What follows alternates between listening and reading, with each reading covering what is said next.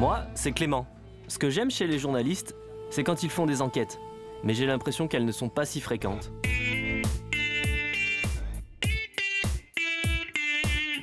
L'autre jour sur Internet, j'ai découvert ce journal exclusivement en ligne. Spécialisé dans l'investigation, 2,5 millions de followers sur Twitter, 1 million d'abonnés Facebook. Mais comment ils font? Le mieux, c'est d'aller voir par nous-mêmes.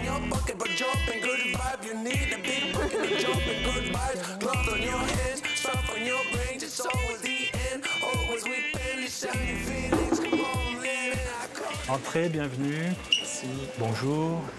Le pôle enquête, c'est tout ce qui est le long de ces vitres-là. Au fond, derrière les étagères, c'est le pôle économique et social.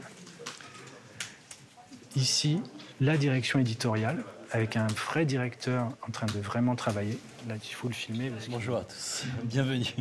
Là, c'est notre directrice quand même. Je vais me faire engueuler tout à l'heure. Bonjour, bienvenue parmi nous. Mediapart compte 85 salariés.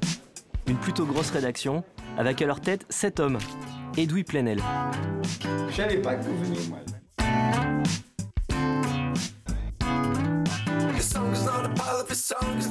Comme tous les jours, la matinée commence par une conférence de rédaction, histoire de décider du contenu des articles. On a différentes choses en attente de validation.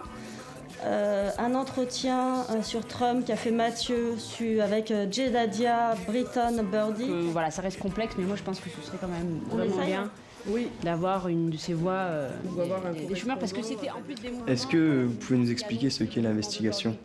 L'investigation ou l'enquête, ça consiste en fait à faire son travail, ne pas se contenter de lire des dépêches d'agence, de recevoir des communiqués, d'être invité à des conférences de presse, d'être invité à des déplacements, déplacements de ministres, conférences de presse d'une entreprise qui veut lancer tel produit ou parler du cours de son action. Tout ça, on le laisse aux autres. Aujourd'hui, la plupart des grands médias appartiennent à des milliardaires qui font autre chose.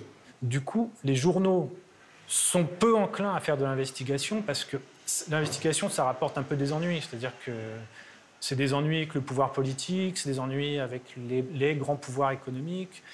Et donc, si ça a marché et si aujourd'hui on est à 155 000 abonnés, c'est bien qu'il y a un appétit pour ça chez les lecteurs. Et c'est un petit peu aussi la démonstration que les autres journaux n'en font pas assez. Ok, l'investigation, c'est donc d'avoir le courage de dire des choses pas forcément agréables à entendre. Exemple avec Danny Boone, que le journal a épinglé pour avoir planqué de l'argent à l'étranger. Danny Boone, c'est quand même une célébrité appréciée par les Français. Alors, pourquoi vous publiez ce sujet alors qu'il n'a rien fait d'illégal ? On n'aurait rien fait s'il n'avait pas dit partout que c'était un patriote fiscal et que lui s'attachait à payer tous ses impôts en France et que c'était quelqu'un qui venait d'un milieu modeste. Nous, on a d'estimer qu'on n'était ni juge ni inspecteur du fisc, mais que ce qui était intéressant, c'était de montrer la contradiction entre son discours et la réalité, qui est que, en fait, c'est pas vrai.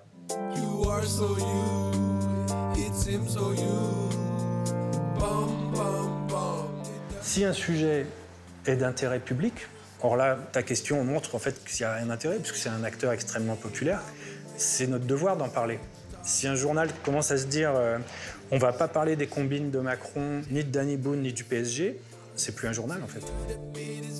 Et c'est vrai qu'on a toujours un peu l'impression que les journalistes ne peuvent pas dire tout ce qu'ils pensent, tout ce qu'ils savent.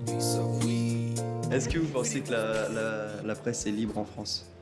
On est libre en ce sens qu'on ne peut pas nous forcer à écrire quelque chose qu'on ne veut pas écrire ou à signer quelque chose qu'on ne veut pas signer.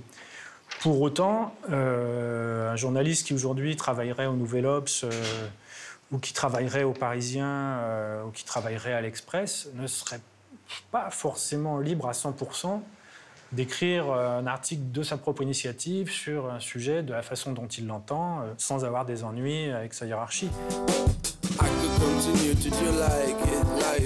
À la pause, entre deux rendez-vous, Je me suis dit que oui, les journalistes ici ont l'air de pouvoir mener leurs enquêtes comme ils veulent. Mais est-ce qu'ils sont vraiment libres? Après tout, Mediapart se revendique comme un journal de gauche qui défend des idées de gauche. Alors qu'est-ce qui se passe quand on n'est pas dans la ligne? Oui, du coup, vous voyez le Mediapart comme un journal plus indépendant ou plutôt militant? Plutôt comme un journal indépendant, c'est vraiment ce qui nous caractérise. Puisque nous n'avons pas de publicité, pas de financement extérieur. Nous sommes vraiment financés par les abonnements. Après, évidemment, on défend des idées, mais je pense que c'est assez différent d'appartenir à un parti politique ou faire du militantisme syndical ou associatif. On n'est pas non plus dans cette action-là. On est plutôt dans la défense de certains principes, certaines valeurs, mais c'est toujours appuyé par des enquêtes, par des reportages, par des analyses de fond. Le journal se veut même ouvert à toutes les idées. Sur son site, il y a un onglet Journal et un autre Le Club, qui permet à chaque abonné de s'exprimer librement. Liberté voulue, mais difficile à gérer en interne pour les journalistes. Oui, forcément, c'est perturbant quand on se met à s'exprimer dans tous les sens, avec des choses intéressantes, d'autres qui ne le sont pas, d'autres qui vous manipulent dans tous les sens. Enfin... Voilà, c'est comme écouter quelqu'un. C'est pas, vas-y, dis-moi ce que tu as à dire en 2 phrases et puis on passe à autre chose. Non, il faut prendre le temps, t'écoutes, tu tries. Voilà. Ça demande un investissement, quoi. Mais pas toujours facile. Exemple récemment, un abonné a voulu jouer au journaliste et il a affirmé que 80% des policiers impliqués dans les violences contre les gilets jaunes sont d'extrême droite. Une fake news qui a entraîné la colère de la police et l'embarras du journal. Il met un chiffre, 80%, il ne le source pas. Bon, c'est vrai, est-ce que c'est une fausse nouvelle, est-ce que c'est une vraie nouvelle? Là vraiment, c'est un cas d'école sur les situations qui sont un peu complexes pour nous. C'est-à-dire que comme on n'avait pas été alerté, ça a été publié pendant le week-end, où on est un peu moins vigilant, le billet, il a fait sa vie et on ne l'a pas vu. On est encore dans une situation... Il semblerait qu'il ait des sources sérieuses, mais en même temps, lui, comme il ne peut pas les mettre dans son billet et qu'il est responsable, mais en même temps, c'est nous qui l'hébergeons, est-ce que ça peut être considéré comme des fausses nouvelles si les sources sont indiquées ou pas? On est encore en train d'y réfléchir. Voilà. Est-ce que c'est du free speech? Est-ce que c'est de la fausse nouvelle? C'est de la désinformation? C'est un peu compliqué. Moi, en tout cas, je me dis que tout le monde ne s'improvise pas journaliste d'investigation. Tu n'es crédible que si tu vérifies tes infos, et c'est pas toujours simple à faire. Alors c'est quand même cool qu'il y ait en France des journalistes comme à Mediapart, qui font des enquêtes avec des infos solides.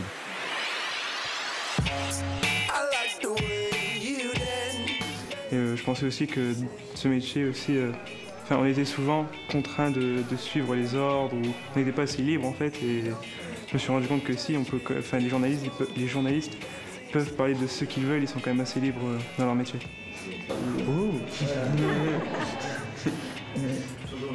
J'ai appris que la censure était possible dans le métier de journaliste, mais qu'elle était pas... ça dépend en fait du journal, quoi. Il y en a qui sont plus tolérants que d'autres sur la censure.